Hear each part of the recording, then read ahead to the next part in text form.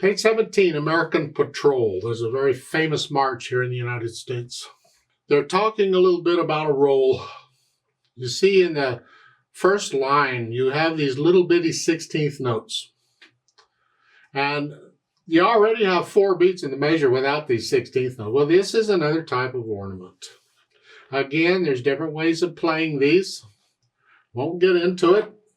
You can play it as your teacher tells you to play it. I'll give you options. However, I consider it an ornament, therefore I'll put it in when I do the ornaments. And I do the ornaments when I do the articulation. At first, I'm going to leave them out.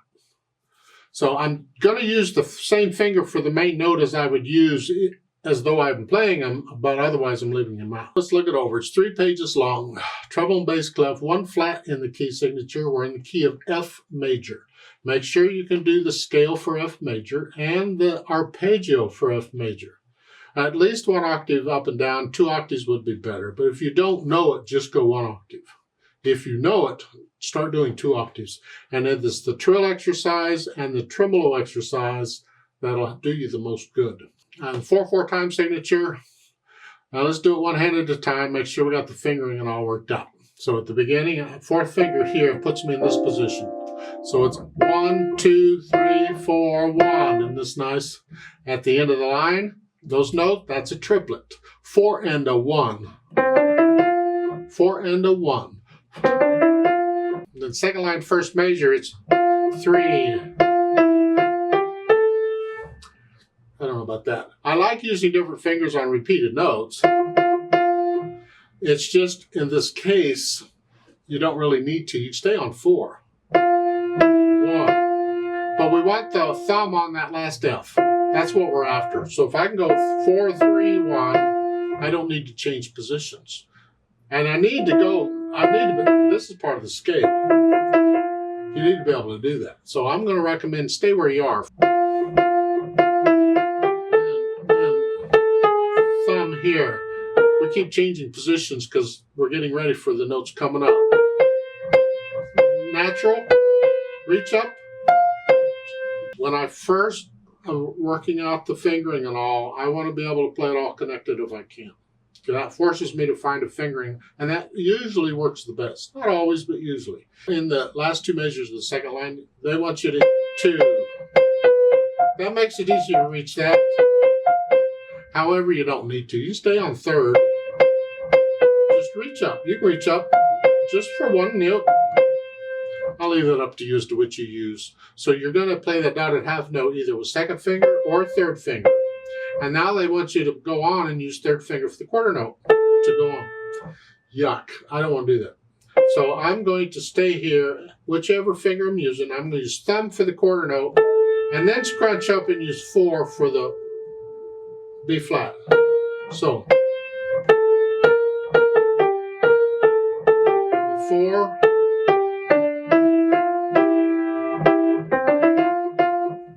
You get the idea? Now, page 18, you're up here. Then they want you to go here. I don't want to do that. Good.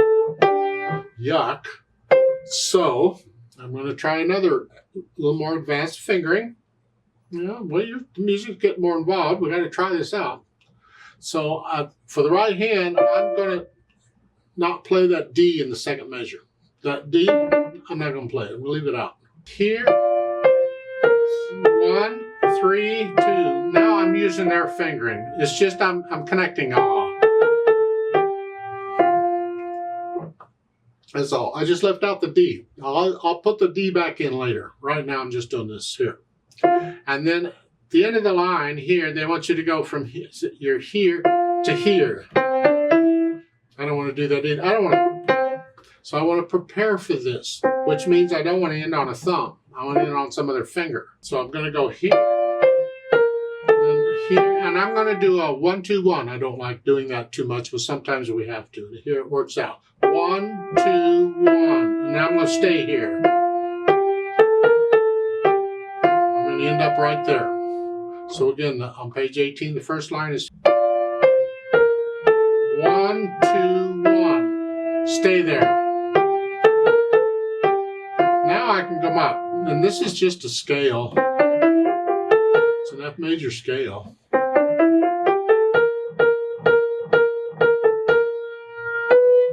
you got 4 B flats here. You can use whatever fingers you choose on them. But in the next measure, they went second finger there. So that's okay. And again, in the third measure, you could stay there. You don't need to move. I see no reason to use the third finger on that note, on that 8th note. And then third line down, third measure. Again, you don't need to. You stay on 4th finger. But then at the end of the line, you need 2nd finger. This prepares you for what's coming. And on the 4th line down, 2nd measure. Again, same feet. That's fine. We're kind of crawling around here. I like that. But we can connect the notes. Now, at the end of the page, on page 18, you're ending here. On page 19, you're up here. I have 2 Ds up there. So I can play the first one with little or 4th finger, either one, and then 3rd finger.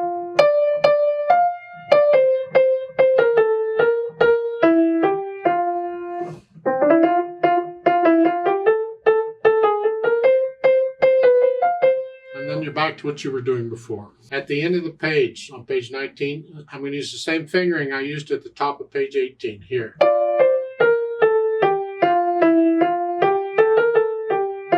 the last measure, use a thumb here and then a 2-5 for the chord.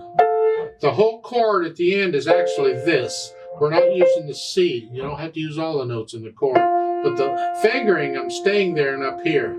I don't want to be moving around if I don't have to. Now for the left hand, well, here at the beginning, you don't know, they don't tell you which finger to use. So how do you figure it out? Well, you look ahead. Do you need to prepare for something later on? If not, it doesn't matter what fingers you use. Well, in the second line, I've got here, here, and here. I've got this chord going. And this is the fingering I can use. If I do that, then I'm going to use 2 and 3 at the beginning. Because those are the fingers I'm going to use in the second line. Now, you don't have to finger this chord in the second line this way. You can move around because they're disconnected anyway. I can use 4. There's no one right way to do it. You decide, you pick what you want to do, pencil it in, and stick with it. Now, you don't pencil in the fingering all the way across. You just pencil in the fingering like in the first measure, the second line, what are you using there? Or the first measure, the first line, what are you using there? And you just keep using it. Now, in the third line, it's here. B flat now. And then in here. It's an F. This is a third line, third measure. An F, a G, and a B natural. You just spell out the chord. You were doing. On page 18, you're up here, a B flat and a D, whole notes, and then a B. This is where I put the D back in the upper staff. You have that quarter note D I left out in the right hand because it's awkward. Well, the left hand's right there. I'm going to play it with the left hand, but I'm going to hold it down for 1 beat. So it's 1, 2. See, in the first measure, I held them both down for 4 beats. Second measure, I'm only holding the B flat down. But this way, I get all the notes, and everything's working out for me just fine. I do this quite a bit.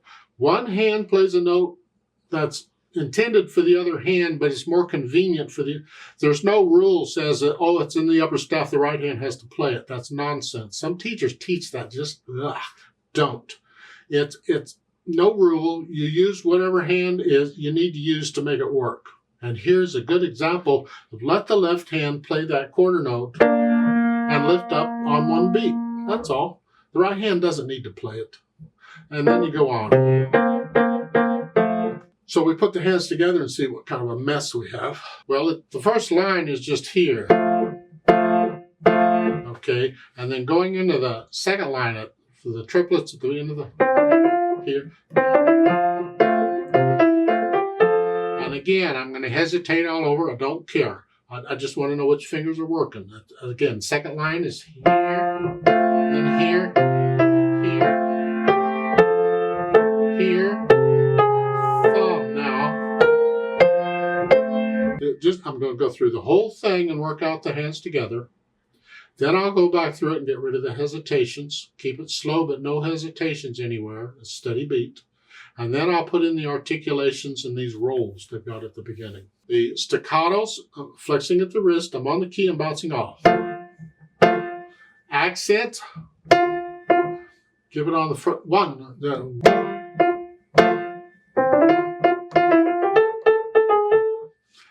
These rolls, just a quick roll. It's not done rhythmically, it's just a quick roll.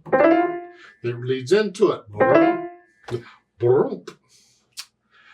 And again, how do you play them? Well, at the beginning, when it's at the beginning like this, I want to play these notes together. So it's like a pickup to it. Usually I like to play the roll with the note, so it would delay that. But in this piece, that doesn't work. We need the roll to kind of come before the beat. So the beat, then that note's on the beat. 3, 4, 1, 2, 2, 3. And this left hand is light and bouncy on the second line, last measure. This helps me lift up for the phrase. The third line here.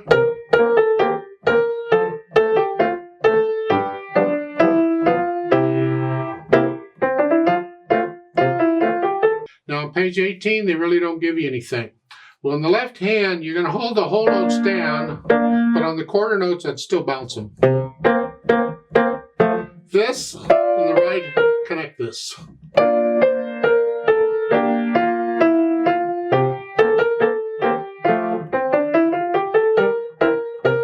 This, I'm not staccatoing this, I'm staccatoing this. So can you play one hand short and the other not?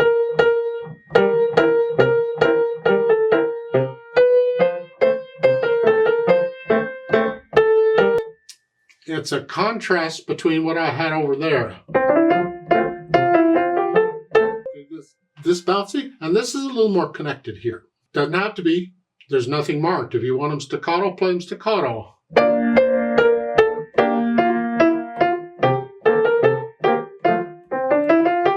I'd connect the eighth notes. Different ways of interpreting the piece.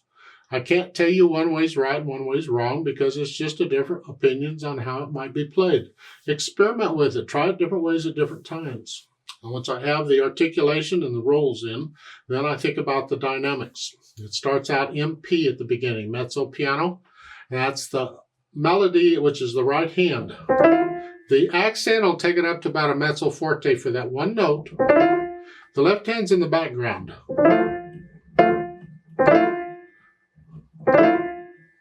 See that? So, but there's a difference there. In the second line, or the end of the first line, the mezzo forte come up a little bit to sort of loud. The left hand's still soft here.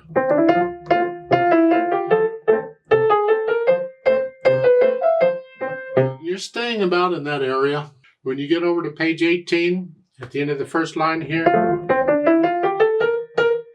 no, they're not giving you much to go on here.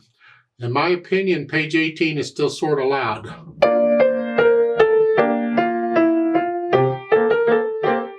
And then these eighth notes with the hairpin come down to soft and go back up to sort of loud. We want to hear them. We want to hear the crescendo. And I don't want to go louder than moderately loud here. So. And then when you get down to the bottom of page 18, you see a poco a poco crescendo. Isn't that just sweet? Oh. Well, let's talk about it. Poco a poco means little by little. Crescendo means to gradually get louder. You put those together and you know what you got. You got like a hairpin. Same difference.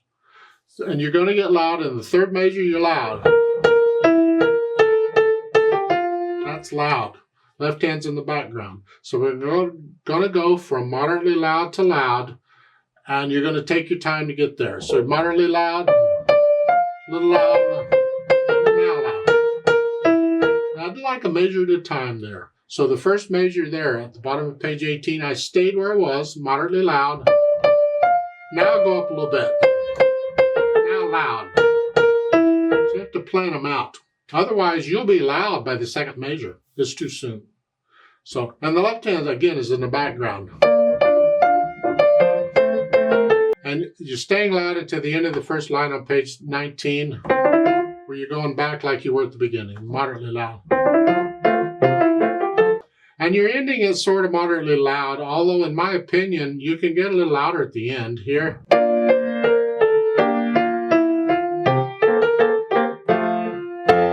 I tend to want to accent that last note and just bring it out, both hands. End it with a boom, a musical boom. No, it's big musical about the boom. As far as the speed goes, it's a march. Yeah, left, right, left, right. It says tempo di marcia. Tempo is speed or time. In music, it's speed of a march. It's like a march. Left, right, left, right. And a lot of times this is felt in 2, not 4. You're going to feel this like at the beginning. Left, right, right.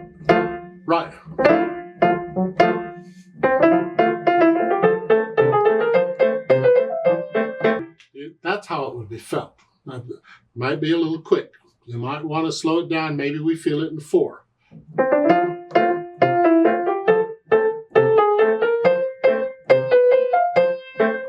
Left, right. That's kind of a quick march. So it depends on your ability. I suggest you keep it down. It's got to be accurate. Don't go beyond accurate. Now you have a page turn there to deal with. Again,